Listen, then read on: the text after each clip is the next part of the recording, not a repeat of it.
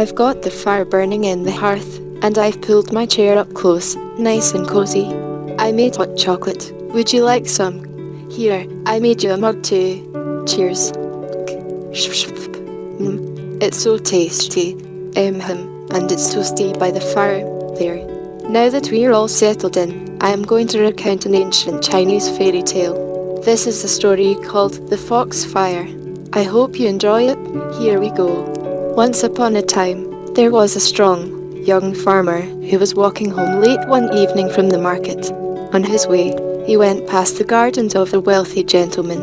There was a glow in the garden, which caught his eye. Something was floating in the air inside the gardens. Astonished, he climbed the stone fence that surrounded the garden, but there was not a human being in sight. What he saw, at a distance, was something which appeared to be dog-like, looking up at the moon, and doing something that amazed the farmer to watch. Every time the creature breathed out, a swirling ball of fire would come out of its mouth and float up to the moon. And whenever it breathed in, the ball of fire would sink down again and the creature would catch it in its jaws. At this moment, the farmer realized what he was seeing. This creature was a fox, and it was preparing the elixir of life. He hid in the grass, making sure to be quiet so the fox wouldn't see him. He knew that if he could take the ball of fire for himself, then he could have fame and riches beyond his wildest dreams. He waited until the ball came down again, and when it reached the height of his own head, he stepped hastily from his hiding spot, snatched the fireball and quickly swallowed it. He could feel it glow warmly as it passed down his throat and into his stomach. When the fox saw what had happened, he grew angry.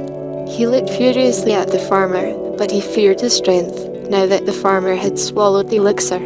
For this reason, the fox did not dare attack him, but went angrily on his way. From that time on, the farmer boy could perform many amazing feats.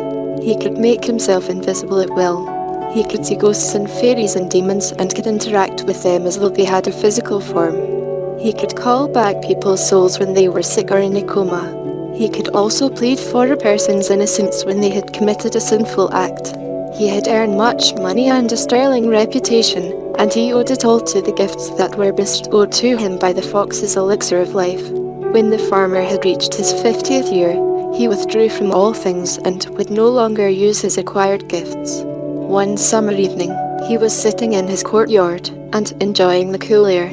As he reminisced about his life, he drank many goblets of fine wine, and by midnight he had fallen into a drunken slumber.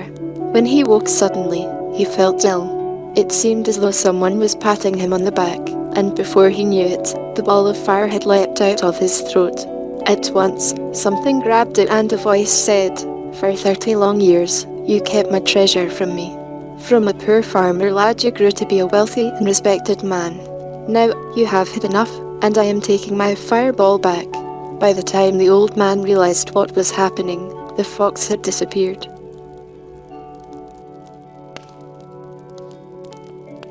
That was the tale of the fox fire.